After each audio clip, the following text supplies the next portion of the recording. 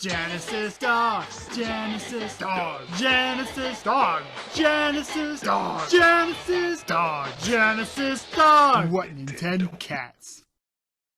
Hello, woof, and welcome to the 55th Genesis Dogs rating. Today we're talking about the Smurfs travel the world.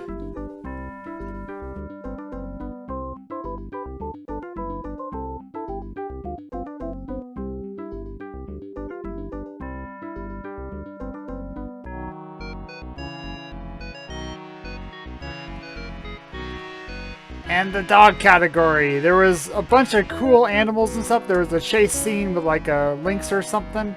I really want to point that out. And there's like also in the China level, like they have statues that are like, give me dog vibes. I don't think they're dogs. I just give them an extra 2 points on top of the honorary dog bonus. But they're in the play position. They're very playful puppers.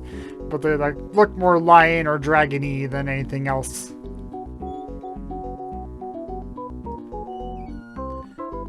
In the Splash, there was alright. Didn't catch me as much as the previous Smurfs game, but it was still pretty good. Just showed Smurfette and the other Smurf smurfing their way into the Papa Smurf laboratory to touch the magic crystal that they break, and they have to go across the world to fix it and stuff. Yeah, it was alright. They had 2 demos showing each Smurf doing Smurf things. It was alright. Give it only about 7 out of 10 though. And the music, it was alright, I guess. Like, there was definitely some songs I genuinely didn't like. There was some songs I liked, but they weren't super great. Music wasn't the strong suit of this game, put it that way. It definitely wasn't Smurfy like the previous Smurf game. It was just kind of generic music, I guess. I was not a fan, we'll say it that much. The boss, 6 out of 10. I was also not much of a fan of the boss. There was like a gorilla boss, which is okay, and like I think the Lynx chase scene counted as a boss, maybe. And then there was also the Chinese puppet dragon lion thing at the very end that breathes fire at you. It was alright, like they're kind of tough to figure out, but after that they're not too difficult to deal with. Only really have to deal with them once because you get a password after at least the gorilla and the dragon finishes the game, so yeah, only gotta play it once. Okay. And the difficulty, I think it didn't feel as intentionally hard as the previous game, but the difficulty definitely came from bad level design and just overall bad game design. It was just, the game is very much a gauntlet. Like, it is difficult, it is hard, and it is very long between, like, you get a password every 6 levels, which is a lot since the levels are very involved and you have to find crystals in each level. And if you miss them, you have to go back searching through the level, which is already riddled with enemies that are moving super fast and erratically and easy. It's very easy to take incidental damage. And all your HP carries between levels. So if you get hurt in one level, you're going to still be hurt in the next one. And it wears you down, and you only got so many lives before you game over. No continues in this game. Just do it do each level in one life, no matter how hard it is.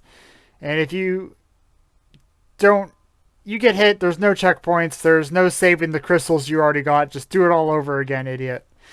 Oh man, it got tough. Like, the final levels were really hard. They got a surf level that was hard. Everything just kind of was secretly pretty tough. Like, everybody I've seen online talking about the game mentions how hard it is. Yeah, it kind of deserves that.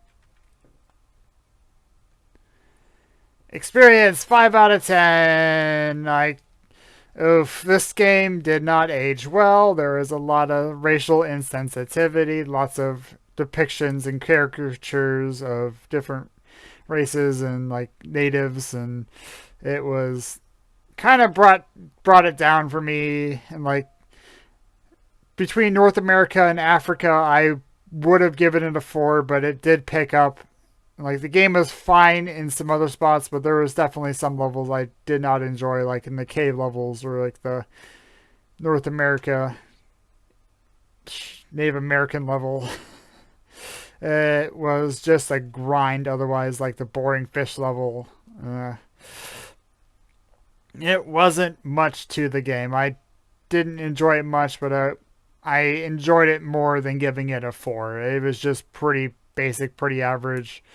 I ain't gonna give it a 6. I don't think I enjoyed it that much. In total, 35 out of 60. It smurfed up pretty bad. Oh, this game was certainly a game by far. It got propped up by the dog and the splash, and everything else was 6 and below. Oh boy. Not much more to say. It was go play the first Smurfs game if you're feeling Smurfy, but not this one. This one is alright to skip. Though I am decently enjoyed my time with it, but not really. Coming up next, the Magic School Bus Space Exploration Game. I don't know much about this besides it being in the Club Sega for Kids category, which the last one we played, Bernstein Bears, turned out pretty good. I'm hoping this one turns out pretty good too. But we'll see how it goes. They're going to space. All the kids go to space. I was really jealous when I was a kid. I wanted to go on all those field trips. Yeah, I really like the Magic School Bus. We'll see how this goes. I'm kind of excited. Yeah. Woof. And the Wheel of Games. Current letter is T, so every game on the wheel starts with the letter T. And we spin it, and we land on stuff, and then we play it next. And if you want to help support the channel, coffee.com/GenesisDogs. $1 donation increases the size of any of these wedges, makes it easier to land on. $5 adds any game on the wheel to the queue, so any game that starts with T. Sega Genesis, Sega Mega Drive goes directly to the game queue, and I will play it next, like the Magic School Bus. And $10, any Sega Genesis, Sega Mega Drive game will go directly to the game queue. Play it next, no need to spin. Here we go. And yeah! Thanks y'all for joining me, and I'll woof y'alls later. Woof woof.